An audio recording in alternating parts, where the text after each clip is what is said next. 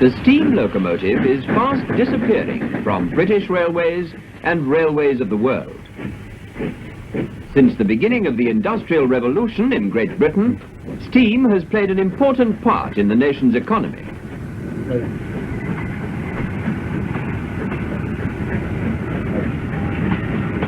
Now, a new revolution, the introduction of electric and diesel power, is resulting in British railways emerging as one of the world's most modern and highly developed land transport systems.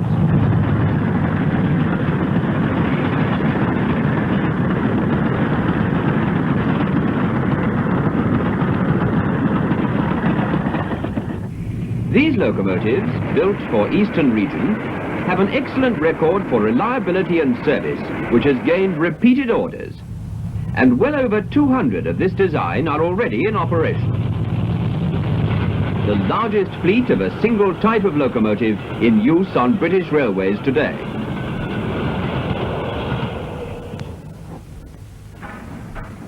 They're built within the Hawker-Siddeley group at the Falcon Works, Loughborough.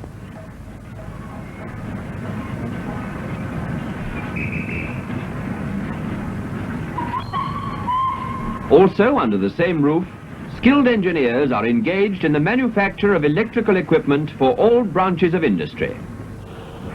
Brush have long associations with railway engineering.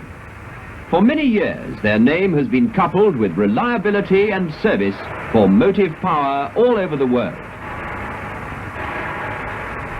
The power unit is a 1,600 horsepower diesel engine directly coupled to a brush-built generator.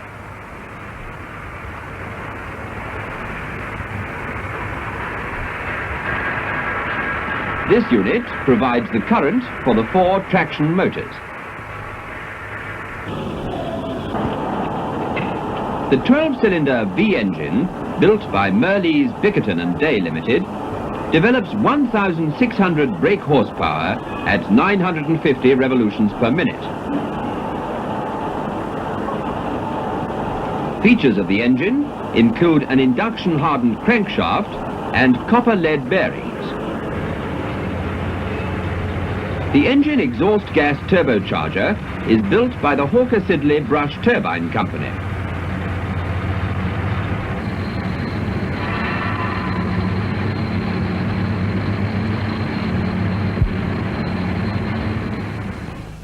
The locomotive superstructure is a fabricated framework of steel angle and sections accurately welded together on jigs. All welded joints are inspected, cleaned and painted before the panels are fixed.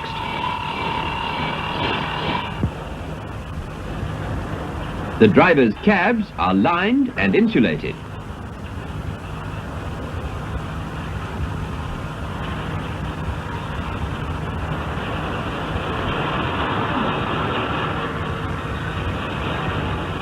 Pre-assembly of completed body sides, roof sections and cabs on an underframe jig ensures accurate alignment when they're presented to the locomotive underframe. Fitting completed, the whole superstructure is transported to the erection shop. Underframes mounted on stands are first made ready for assembly of equipment and superstructure. The generator is mounted on an extension of the engine bed plate, and the power unit does not rely on the underframe for rigidity. The whole unit is flexibly mounted on 4 rubber pads.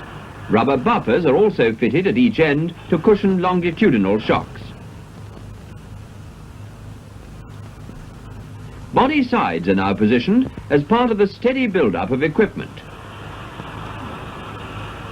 An early item to be fitted is the control cubicle, containing the automatic load control devices, all contactors and relays.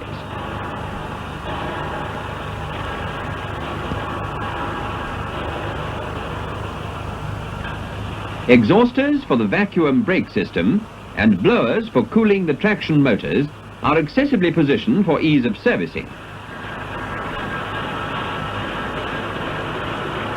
A roof-mounted fan, mechanically driven from the engine, draws cooling air through the radiators mounted in the body sides.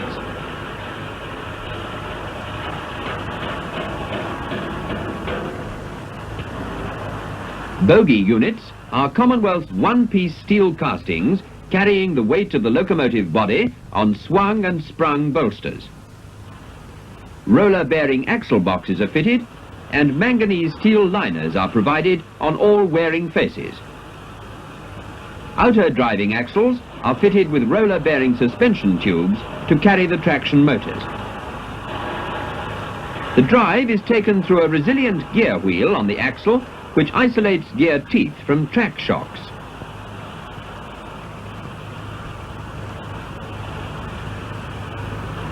Before wheeling, the 4 traction motors are bolted onto the tubes.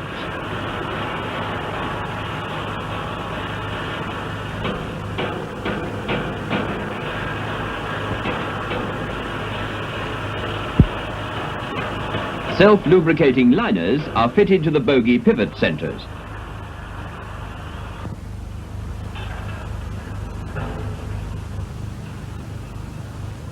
Wheeling is the final stage of erection, and the completed superstructure, weighing 64 tons, is gently lowered onto the bogie centres and all necessary connections are made.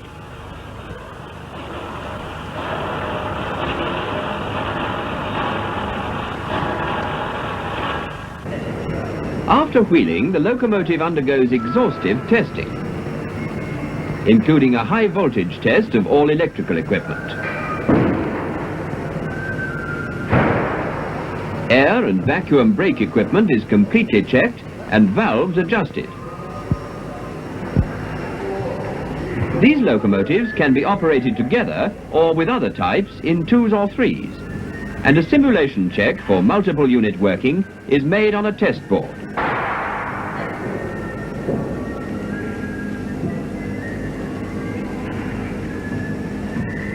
Before attempting to start the power unit, a final check of crankshaft alignment is made.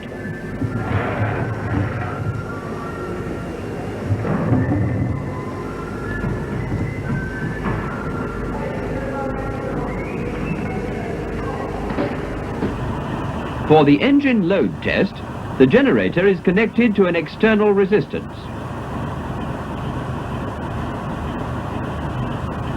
Engine loading is accurately checked, the automatic load control system is set, and the locomotive is ready to make its first run under its own power.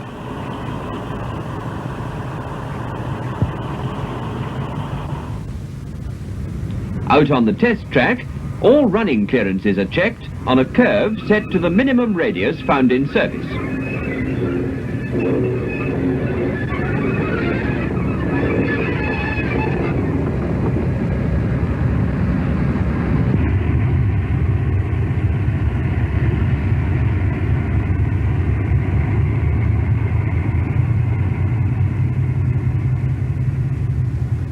The locomotive is driven into the paint shop.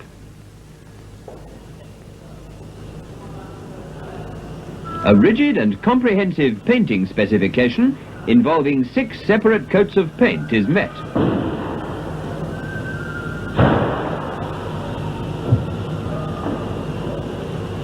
When finished, the gleaming locomotive is handed over to a British Railways crew to begin its working life.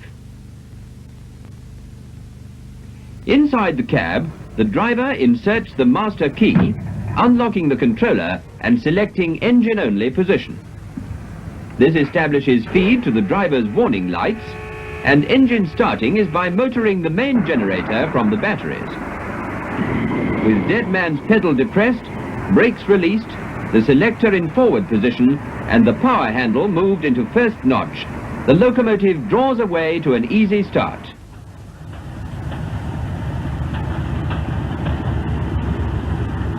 As the power handle is advanced to third notch, the automatic load control system comes into operation. In design, the emphasis is on simplicity and safety of operation.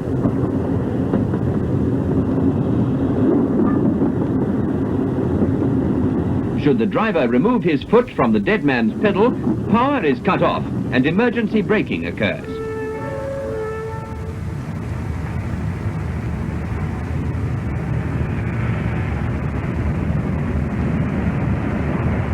For maintenance, the utmost effort has been made to make all parts requiring attention readily accessible.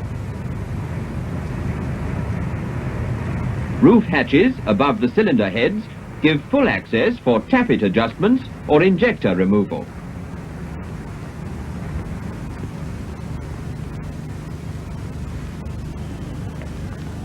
Quick release doors cover fuel pump and camshaft compartments.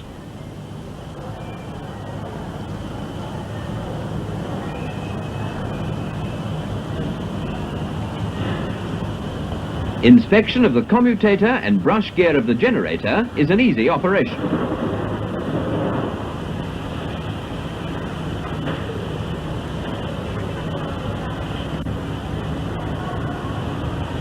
So is inspection of the controller contacts. By removing the housing, contacts are readily cleaned and checked.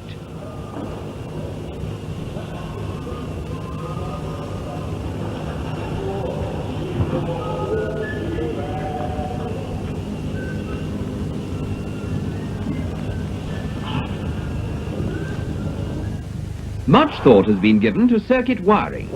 Terminal boards are well sighted. Every wire is tagged and numbered for identification.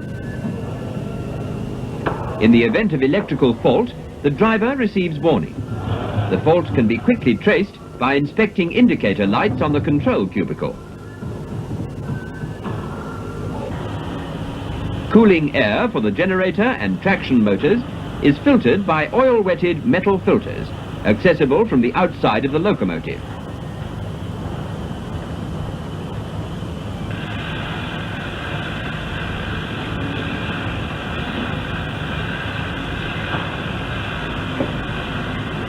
The main lubricating oil filters for the diesel engine are of the top service type.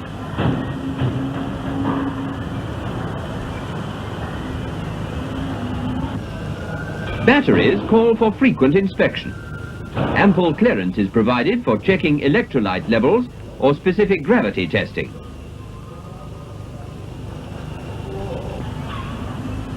The bogies are entirely grease lubricated. With no oil lubrication, all fire risks are removed. Ease of fueling has also been borne in mind. Plainly marked filler and drain couplings are situated at rail level on both sides of the locomotive.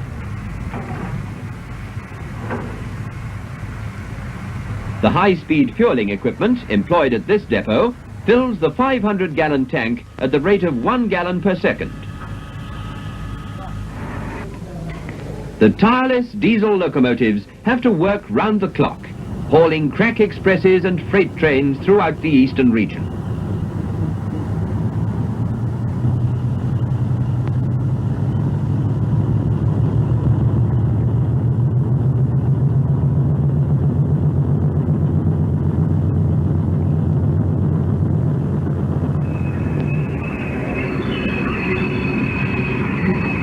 This fleet of mainline diesel-electric locomotives is carrying out more efficiently the work once done by several times the number of steam locomotives.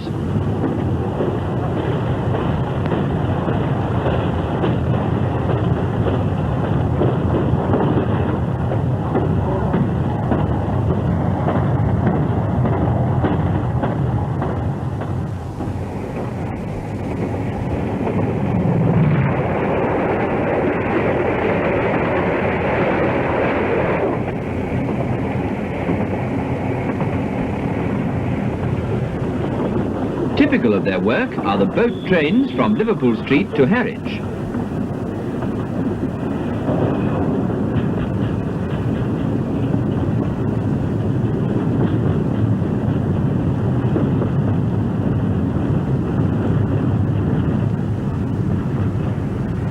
Running twice a day, they transport thousands of passengers to and from the gateway to the continent. Brush locomotives are now very much part of the everyday scene on British railways.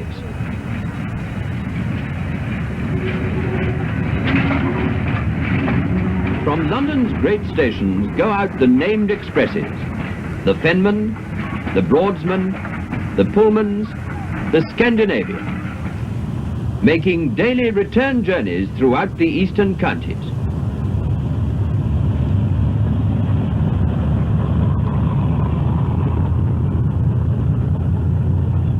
Five times daily, the Cambridge Buffet Express speeds over Great Northern lines behind Brush locomotives. Every evening, the Lee Valley Enterprise, serving light industry in North London, hauls freights to the Midlands.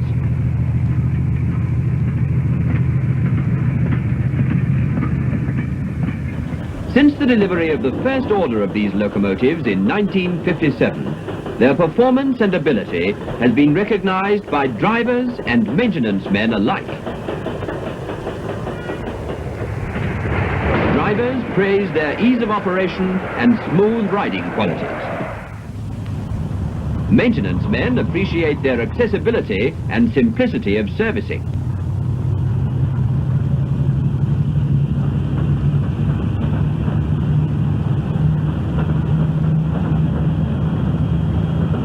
Whether for mainline passenger service, heavy freight or shunting duties, the accent is on efficiency, reliability and accessibility of equipment. Today, Brush has the facilities and experience to design and supply locomotives meeting the requirements of users all over the world.